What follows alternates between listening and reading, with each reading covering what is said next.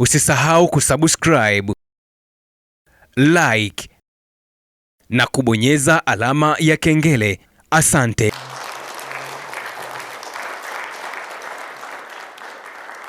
Wakati vita vya Iran na Marekani vikizidi kushika kasi na kuchukua sura mpya katika ukanda wa Mashariki ya Kati, mgogoro mkubwa ukiwa kwa Marekani dhidi ya silaha za nyuklia za Iran, taifa la Urusi kupitia rais wake Vladimir Putin limeanza rasmi ujenzi wa nyuklia kukinzana na taifa la Marekani katika mzozo unaoendelea kati ya Iran na Marekani kwa kushirikiana na Israeli, ambapo Urusi imesaini rasmi mkataba wa makubaliano ya ujenzi wa kituo cha nyuklia katika taifa la Vietnam, ikiwa ni katika mpango wake wa ukizani mkali na taifa la Marekani juu ya shinikizo la Marekani kwa uendelezaji wa silaha za nyuklia kwa mataifa hasimu. Katika mazungumzo ya pamoja baina ya viongozi hao wakuu wawili wa Urusi, Vladimir Putin na Vietnam, wameeleza wazi dhamira yao ya kuendeleza silaha za nyuklia ulimwenguni ili kufikia kile wameeleza malengo yao na kujilinda dhidi ya maadui.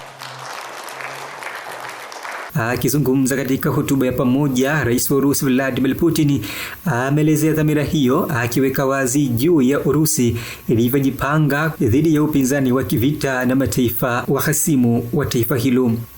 Akizungumzia mzozo unaoendelea kati ya Iran na Marekani, Vladimir Putin, rais wa Urusi, amebainisha kwamba kufuatia mzozo unaoendelea baina ya mataifa hayo mawili na kupelekea uadimu wa bidhaa muhimu za mafuta na gesi, Urusi imedhamiria kuongeza ushuru mkubwa wa uuzaji bidhaa kwa makampuni yote ya bidhaa za mafuta na gesi yanayofanya shughuli zake katika sekta hiyo ya nishati kutokea nchini Urusi. Akizungumzia onyo hilo la kupandisha bei za mafuta na gesi kwa taifa lake la Urusi, Bwana Vladimir Putin ameelezea dhamira hiyo akihusianisha na mgogoro unaoendelea kati ya mataifa mawili ya Marekani na Irani, ambapo Rais Putin amesema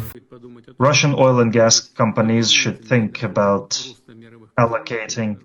additional revenues from growing. Tunajua ulimwengu kwa sasa upo katika hati ya kuangamia na bei za bidhaa muhimu na hasa nishati ya gesi na mafuta, na hii yote ni kufuatia mzozo unaoendelea kati ya Irani na Marekani Mashariki ya Kati. Hivyo basi, Urusi inachukua hatua hiyo ya tahadhari kujilinda dhidi ya biashara hii ulimwenguni, na tunachukua hatua madhubuti kwa taifa letu na makampuni yetu yote ya usambazaji wa nishati hii muhimu ya gesi na mafuta. Na hivyo makampuni yote yanayofanya shughuli hizo ndani ya Urusi lazima yapandishe ushuru mkubwa zaidi, na hii ili kupelekea tusipate hasara na kujilinda dhidi ya madeni zaidi ya makampuni ya Magharibi na washirika wake. Hatufanyi hivi kwa nia mbaya, bali ni kulinda soko la ndani na kulinda utulivu wa kibiashara baina yetu na mataifa mengine ulimwenguni. Ni rais wa Urusi Vladimir Putin akizungumzia dhamira yake ya kupandisha bei za mafuta na gesi katika taifa la Urusi na mataifa ya Magharibi na washirika wake, kwa kile amesema akiepuka hatari ya kupata hasara katika bidhaa hizo muhimu, na akieleza kuwa kufuatia mgogoro wa hivi punde wa Mashariki ya Kati kati ya taifa la Marekani na Irani, Marekani akishirikiana na Israeli, hatua ya Urusi na Vietnam kusaini mkataba wa makubaliano ya ujenzi wa nyuklia unakuja ikiwa kumeibuka na ukosoaji mkali kwa mataifa ya Magharibi na washirika wake juu ya dhamira ya Urusi kwa kile mataifa hayo yameeleza kukiuka mkataba mmoja mataifa juu ya kudhibiti uendelezaji wa nyuklia ulimwenguni. Mataifa yakikosoa Urusi kwa ina dhamira ya wazi ya kuendeleza uhasama na vita kwa mataifa ya Magharibi, hasa Ukraine.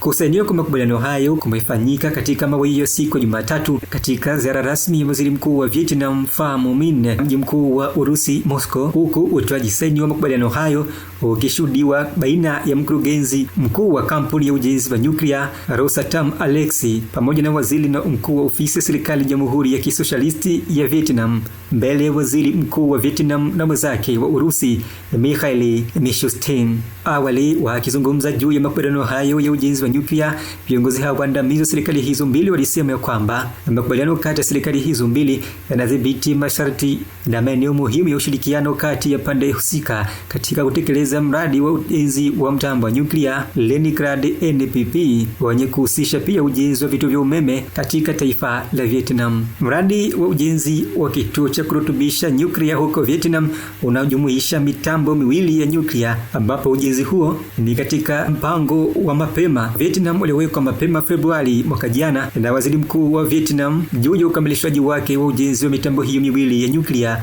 katika jimbo la Ninh Thuan ifikapo mwaka 2030. Hata hivyo, Urusi na Vietnam zina uhusiano wa karibu wa kiteknolojia za nyuklia na katika uendelezaji wa maendeleo ya sayansi na teknolojia nchini Vietnam, ambapo pia ujenzi huo unahusisha kifaa maalum cha utafiti cha Dalat kutokea nchini Urusi ili kuiwezesha Vietnam kumiliki na kuendeleza teknolojia za nyuklia.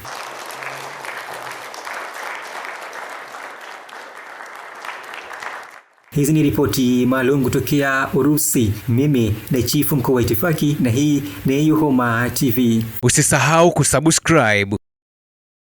like na kubonyeza alama ya kengele. Asante.